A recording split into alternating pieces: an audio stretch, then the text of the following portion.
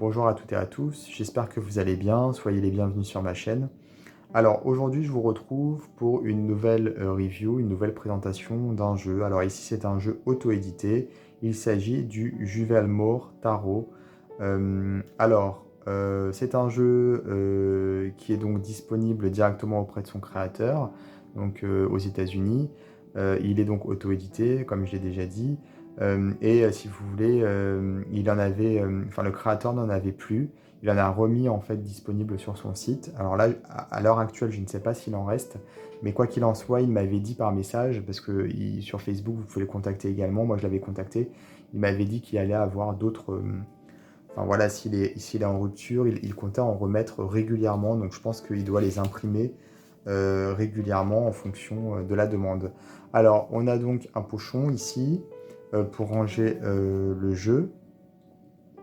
Et on a ici une petite carte, c'est The Green Man Studio, voilà.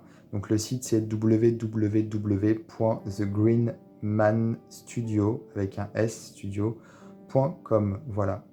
Et on a aussi son email et son site à lui, donc Arthur Gray. Je vais vous mettre de toute façon dans le descriptif, dans la description de la vidéo, les liens avec l'email également, si vous voulez le contacter. On peut le trouver également sur Facebook, The Green Man Studio aussi. Euh, il est très sympa, vraiment. Et le jeu, alors je le trouve vraiment sublime. Le petit souci, c'est pas bien grave, hein, vous me direz, c'est que ouais, quand il l'a envoyé, il l'a juste glissé comme ça dans l'enveloppe à bulles, sans protection. Et ma boîte, voilà, elle est écrasée ici aussi. Donc elle est venue vraiment abîmée ici aussi.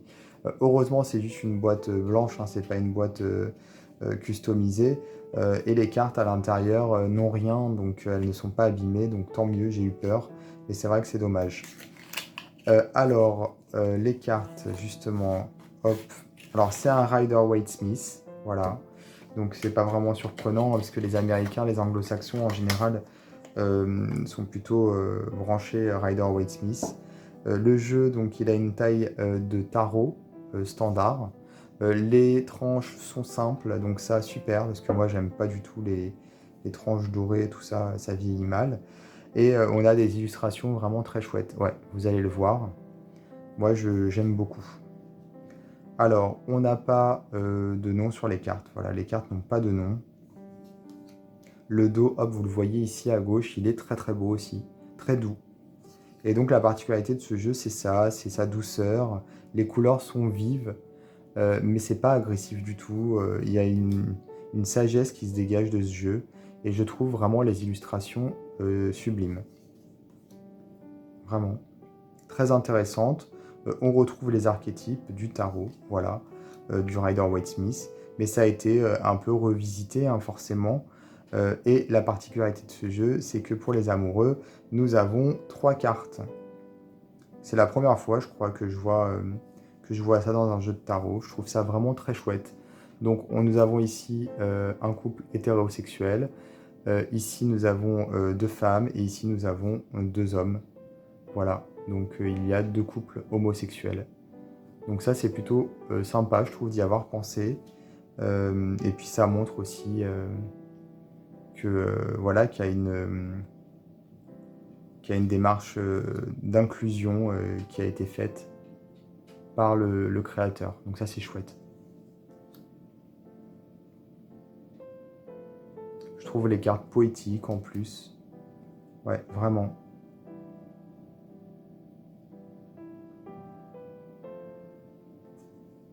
La force avec un dragon. Il fallait y penser.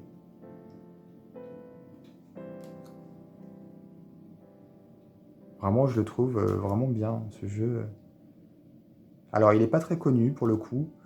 Et il faut savoir qu'il est en train de travailler sur l'oracle Juvelmore et sur également un Lenormand. Voilà. Et il m'a dit qu'il pensait proposer l'oracle et le Normand, si j'ai tout bien compris, sur Kickstarter prochainement. Voilà. Et il espère pouvoir proposer un jour les 3 jeux, donc le tarot, l'oracle et le Normand, en même temps à l'achat sur son site. Comme ça, si les gens veulent acheter les 3, voilà, ça peut permettre d'économiser les frais de port.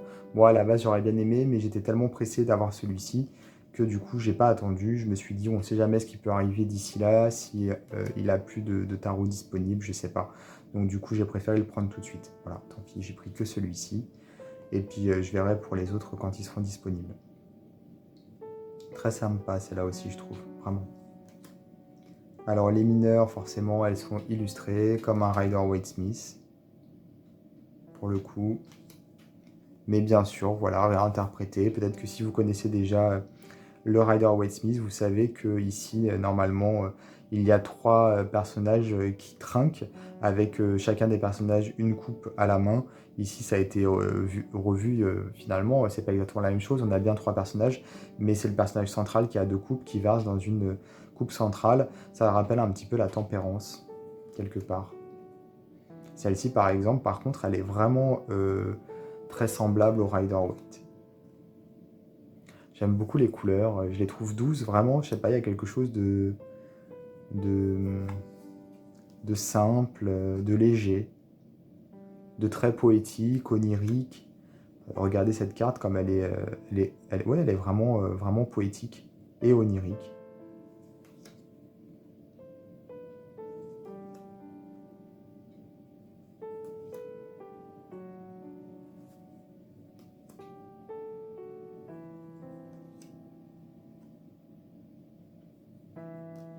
Donc vous voyez, il y a pas de, les cartes n'ont pas de nom. Vous savez, pour le page, chevalier, reine et roi, il n'y a pas de nom.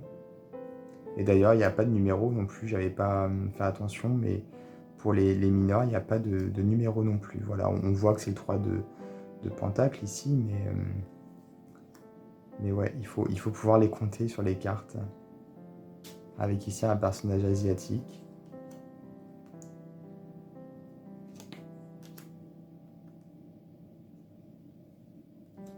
Et pour le coup, celles-ci, elles ont vraiment été revisitées.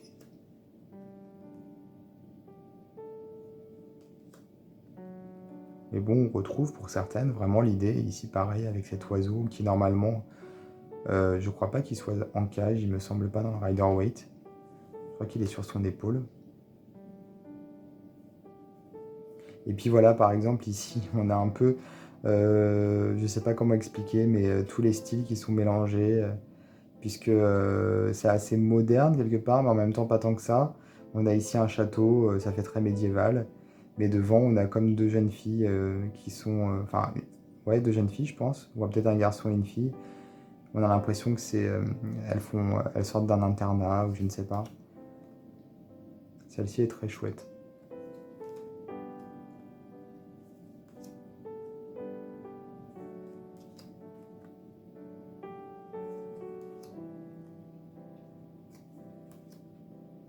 C'est très beau, hein. Les couleurs, je les trouve vraiment d'une douceur,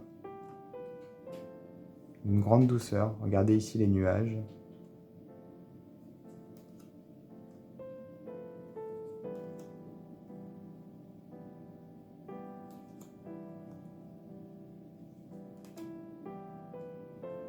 Il y a un côté un peu bande dessinée, je trouve parfois, mais ça va, c'est léger.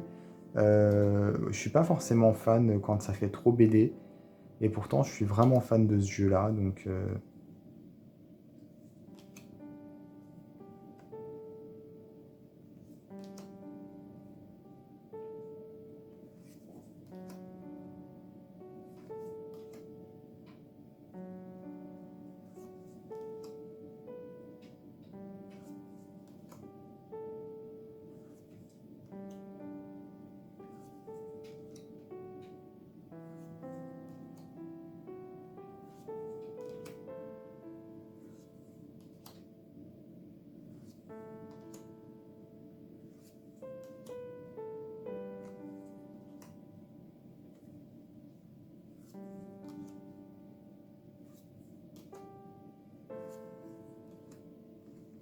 donc le dos, vous l'avez déjà vu ici.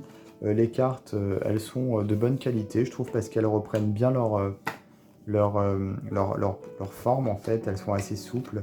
Elle glisse très très très bien par contre. Ouais, là-dessus, il n'y a aucun souci. Elle glisse vraiment très très bien. Et puis, il n'y a pas de bordure. C'est plutôt pas mal sans bordure. Donc voilà pour le Juvel Mortaro.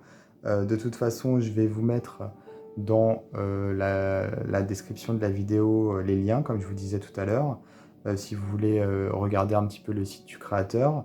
Je ne sais pas s'il y en a encore sur le site, mais je pense que oui, à vérifier. Parce que moi, j'ai commandé le mien il y a un moment, je l'ai reçu il n'y a pas très longtemps, mais bon, depuis, j'ai pas regardé s'il en restait. Mais comme je vous disais, je pense qu'il en remet régulièrement. Donc au pire, il faut suivre sur les réseaux sa page sur Facebook et je pense que vous aurez l'info s'il n'y en a plus, quand est-ce qu'il va en remettre. Voilà. N'hésitez pas également à vous abonner à ma chaîne et moi je vous dis à bientôt pour d'autres vidéos.